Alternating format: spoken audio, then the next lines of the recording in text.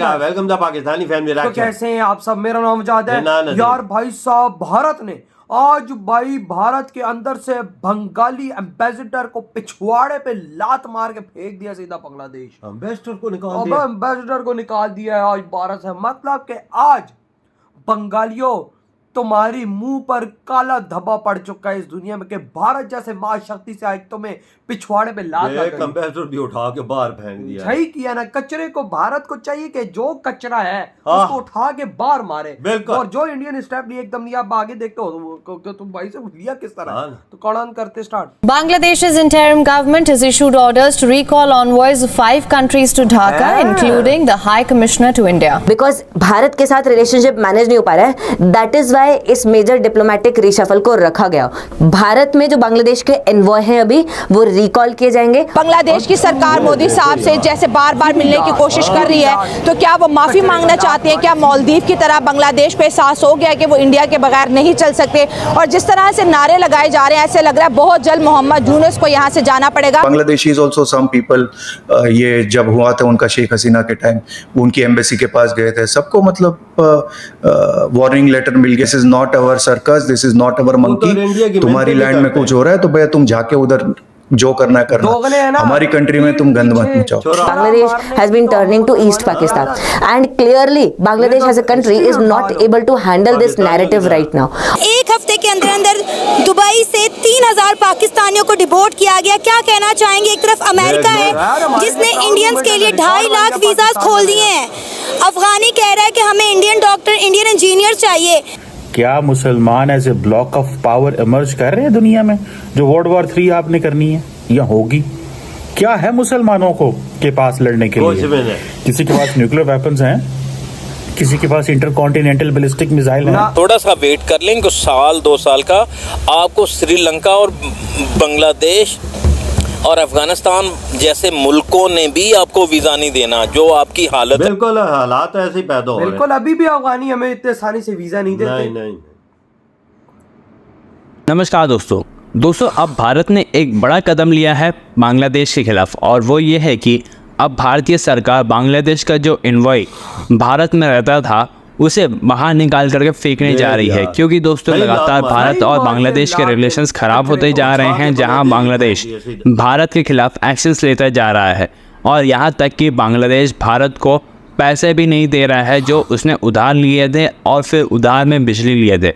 इसके लिए अब भारत परेशान होकर के बांग्लादेश के करंट एनवॉय को निकाल कर बाहर फेंकने जा रही है। और इसके साथ साथ अब बांग्लादेश के जो अभी करंट प्राइम मिनिस्टर हैं या फिर चीफ एडवाइजर हैं, उन्होंने अपने एनवॉयज जो भारत में हैं उन्हें वापस भी बुला लिया है। तो चलिए इसी पर आगे पाकिस्तानी मीडिया का रिएक्शन देखते हैं, जो इस वक्त भारत का उग्र रूप देख करके काफ़ी ज़्यादा परेशान है।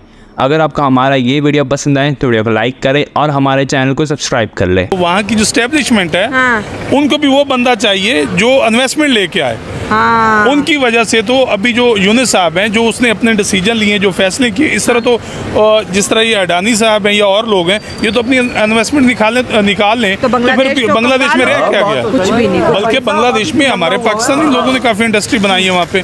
तो इस तरह तो बांग्लादेश में क्राइसिस फैलेगा, मजीद वहाँ पे तबाही का शिकार होगा। तो बांग्लादेश की आर्मी को भी इंडिया की इन्वेस्टमेंट चाहिए ही चाहिए।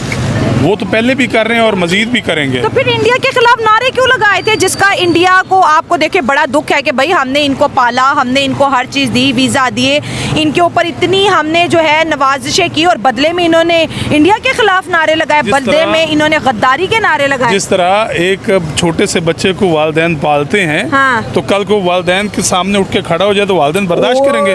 वो तो उसको देश निकाला देंगे, उसको घर से निकाल देंगे। तो अब इंडिया भी वही उनके साथ कर रहा है, उनको अपनी औकात पे ला रहा है। और चाहिए इनको कि अब भी ये होश के नाखन लें और इंडिया बांग्लादेश इंडिया से नहीं बल्कि किसी कंट्री से भी ना पंगा लें। क्योंकि अभी उनकी इतनी इकोनॉमी स्टेबल नहीं है कि वो अपने पाँव पे खड़े हो सकें। तो आपको क्या लगता है कि ये जो एहतजाज है ये जल्दी रुक जाएंगे, या फिर अडानी साहब फिर कोई इनको मोहलत दे देंगे? नहीं, ये अडानी साहब जो है इनको अब मोहलत तब देंगे जब ये चले जाएंगे।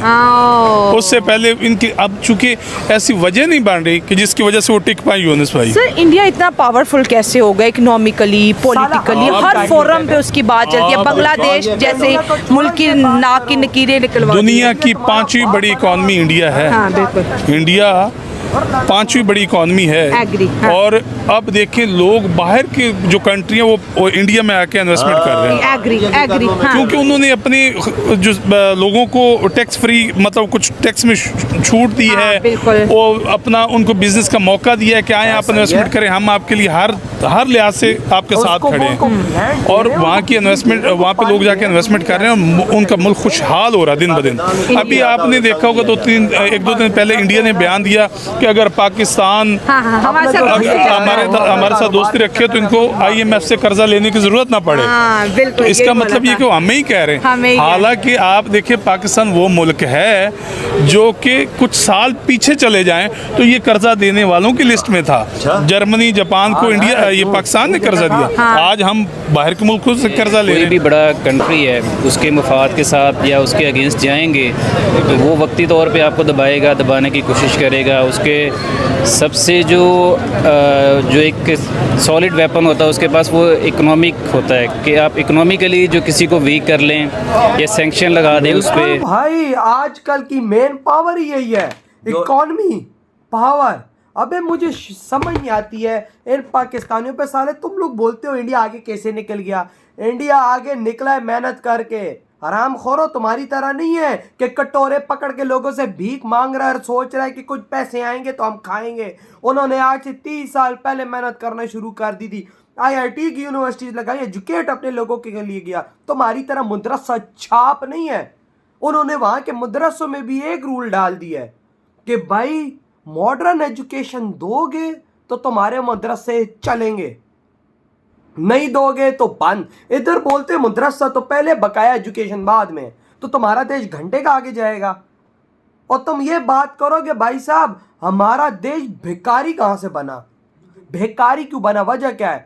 साला जापान में जो भिखारी तुम्हारे टॉप पे होते हैं, आज देखो भारत में उनके भाई इतनी ताकत है। क्या तुम्हारे अंदर ताकत है कि तुम एक देश के, मैं कहता हूँ अफगानिस्तान के एम्बेसडर को ये लात मार के दिखाए, वो इनमें डंडा दे देंगे। ये किसी के एम्बेसडर को लात मार, मैं कहता हूँ कि भाई जो इधर की एम्बेसी में उनका चपड़ासी वर्क कर रहा है, तुम लोग उसको निकाल के दिखाओ, वो तुम्हारे अंदर डंडा ना दे दे। इंडिया ने देखो आज बंगाली को एम्बेसडर को भाई साहब लात मार के, बिल्कुल सही लात मारी है वजात, कसम चाह के बोलता हूं इनके साथ यही होना चाहिए। इनका इलाज यही है, वही ना, इनका इलाज यही है। ये यूनो सरकार भी टिकने वाली नहीं है। ये भी 2 दिन की मेहमान है। जो हालात उधर बने हुए ना, क्योंकि इन्होंने ले लिया पंगा इंडिया से। इंडिया छोड़ने वाला तो नहीं है ना। सही कहा, हाँ बिल्कुल। इंडिया से पंगा जो लोग है, ये पता है कि चलाने वाला ही एक चीज बांग्लादेश की इंडियन था।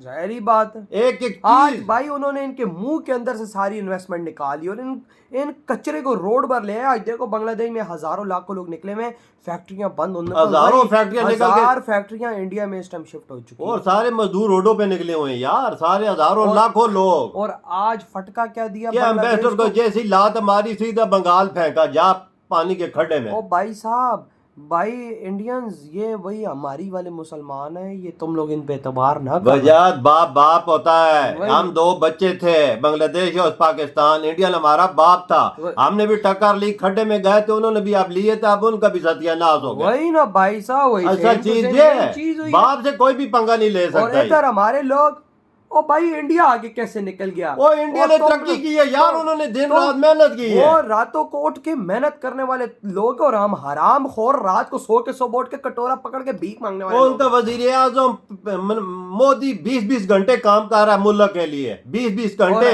रात को सोता भी नहीं है। और हमारा PM नजर ही नहीं आता किधर है। वो इन्वेस्टमेंट बाहर से जाके लेता है, हमारे जाते हैं तो भी कटोरा सामने होता है। जो देखता है वजीर किसी मुल्क का, वो भी भाग जाता है यार, इसलिए ना मिलना चाहिए तो पैंचो खैर हमसे भीख ना मांगे। वही ना। तो भाई साहब आपकी क्या थॉट है जो भारत ने आज तगड़ा एक्शन ले लिया? इधर ही वीडियो तुम करते